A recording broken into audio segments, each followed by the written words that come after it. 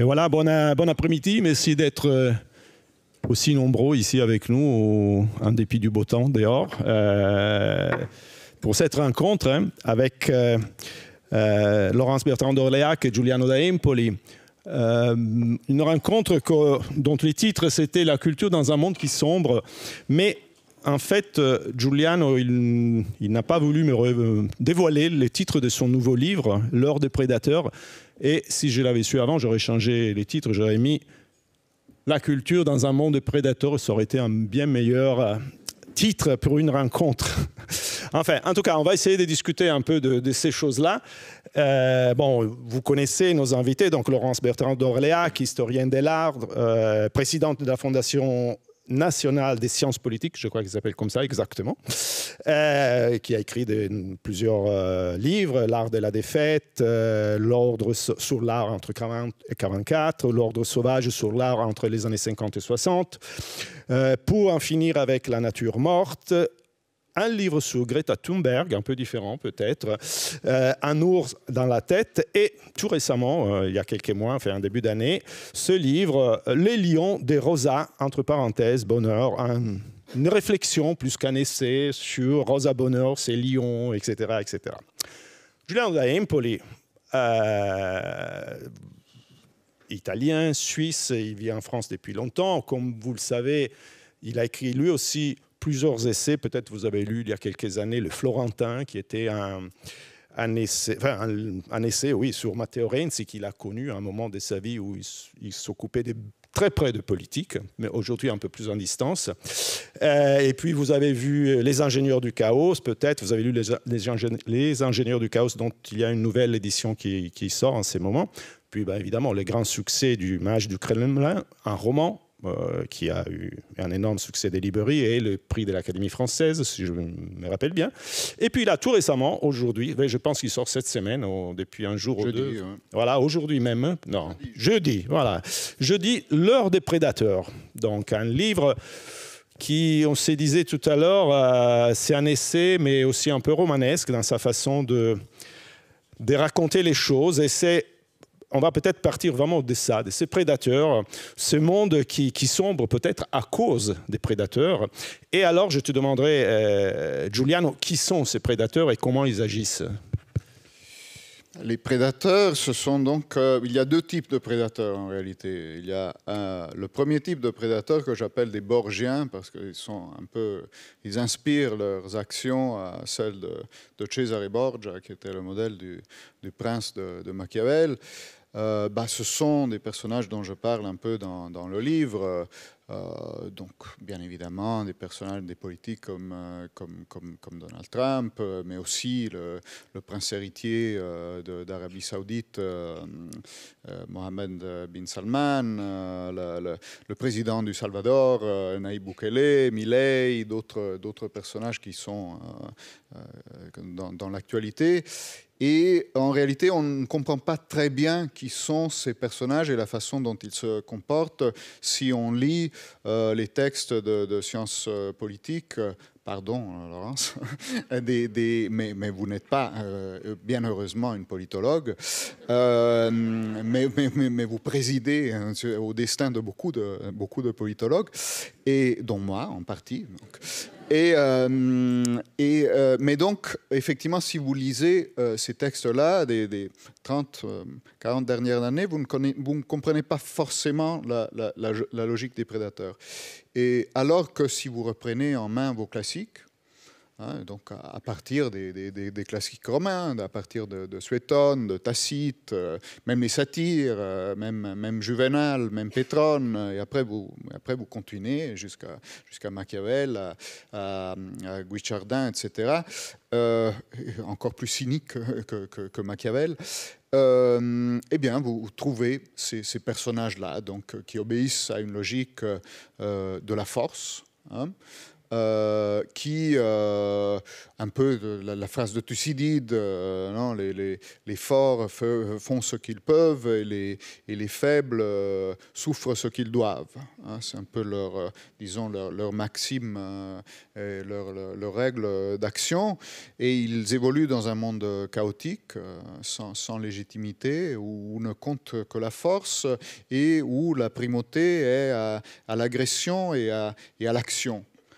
C'est d'ailleurs la première règle de Machiavel. Il faut attaquer plutôt que défendre. Pardon ? Attaquer plutôt que défendre. Ben oui, parce que à l'époque de Machiavel, et c'est ça qui est intéressant, je pense au début du XVIe siècle, en Italie, vous avez toute la civilisation des petits États de l'Italie, du centre et du nord, la grande civilisation des républiques et des États italiens qui est balayée par une nouvelle technologie qui vient en ce moment de France, qui est l'artillerie lourde, qui pénètre les forteresses et donc donne l'avantage à l'agresseur.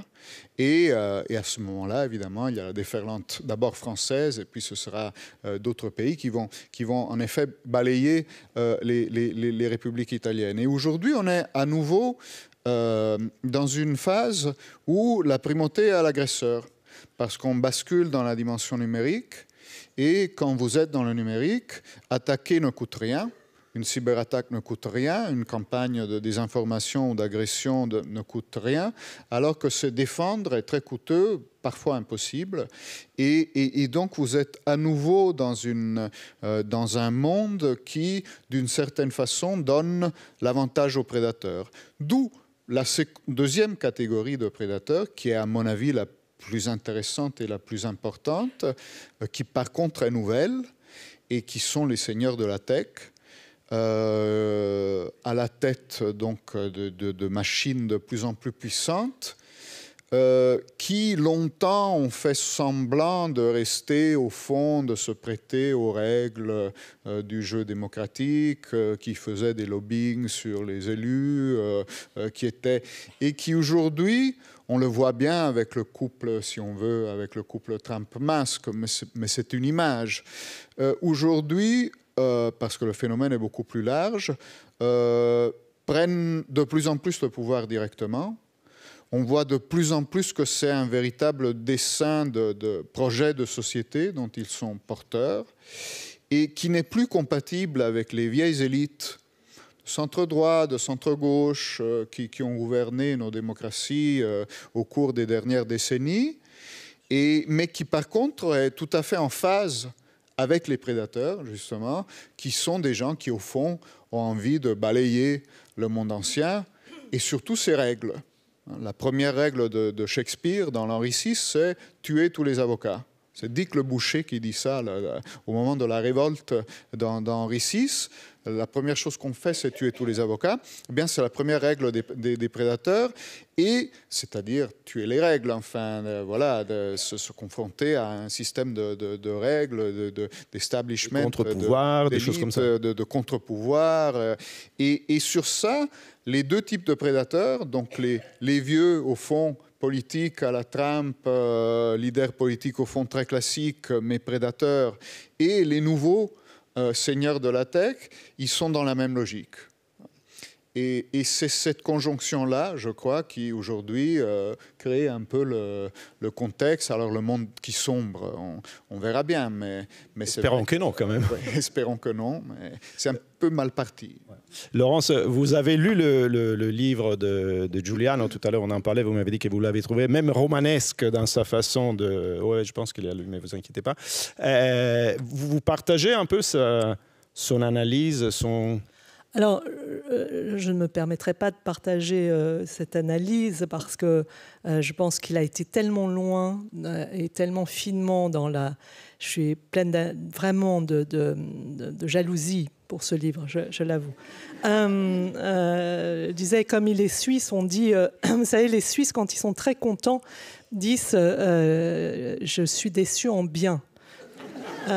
Et moi, je suis jalouse en bien. parce que je trouve que c'est son meilleur livre. J'aime beaucoup les autres, mais je n'ai pas lu le Florentin cependant. Donc, il n'y a que 4 ou 5 personnes qui l'ont lu. D'accord. Donc j'aimerais être la 6e. Apparemment, oui. J'aimerais être la 6e. Mais en fait, c'est un roman. C'est un roman vrai. Enfin, Paul Venn parlait de roman vrai quand il parlait de l'histoire. Alors, c'est pas un livre d'histoire, c'est un livre d'histoire au pluriel, disons, qui est extraordinairement romanesque.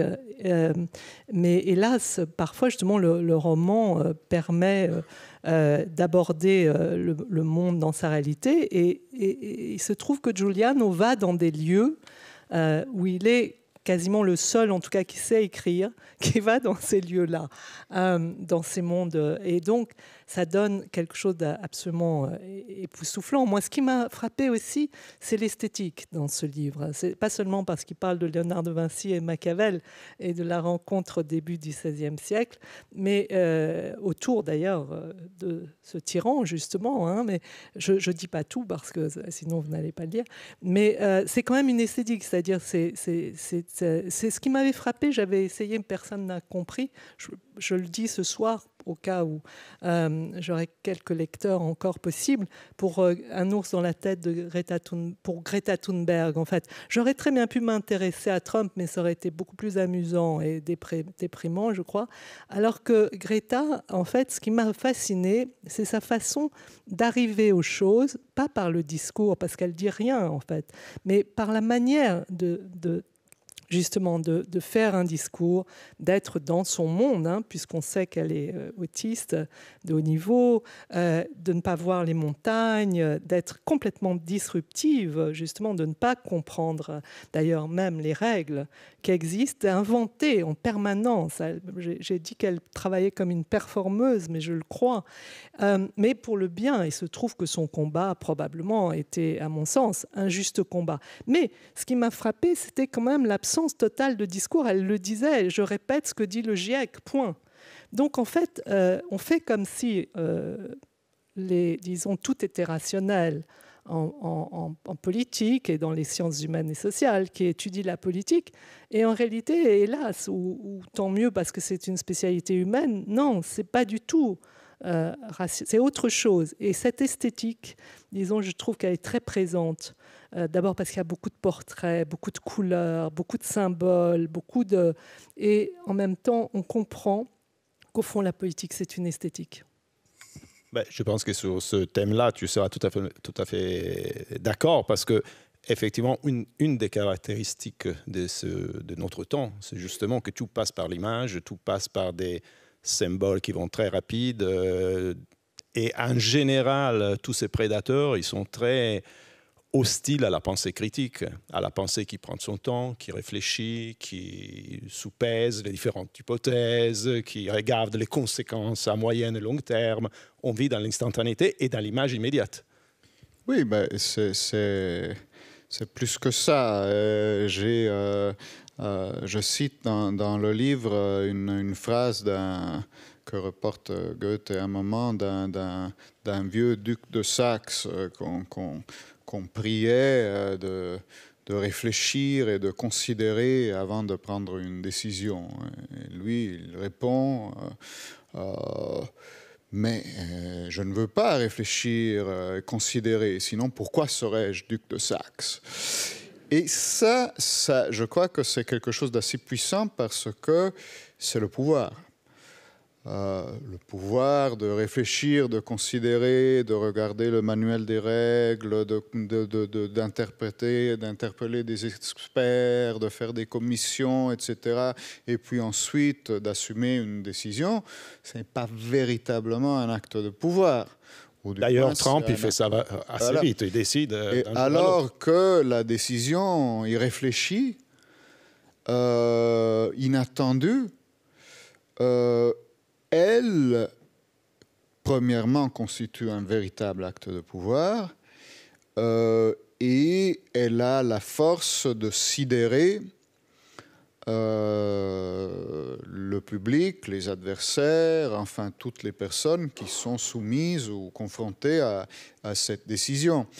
Et ce qu'il faut, je crois, quand même voir, c'est que dans un système très contraint, hein, on considère quand même, ou beaucoup de gens, les électorats des pays, de nos démocraties, considèrent que nous vivons dans des systèmes politiques, notamment, où les contraintes sont telles qu'on ne peut plus rien faire.